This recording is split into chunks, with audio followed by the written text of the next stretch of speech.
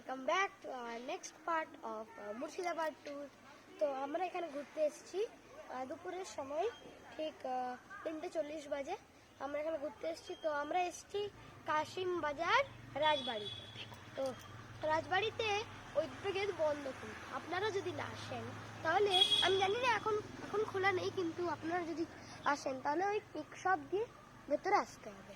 তো ওইদিকে দেখুন জায়গা, ওই দরজাগুলো দেখছেন, ওই দরজাগুলো কিন্তু আসল দরজা আমার যতটা মনে হয়।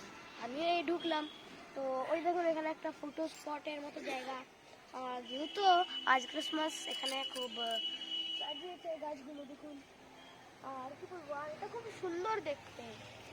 তো এই দেখুন এখানে আসুন, দেখাই। চলুন এই সিঁড়িটা দেখতে, এটা আসল ফুল।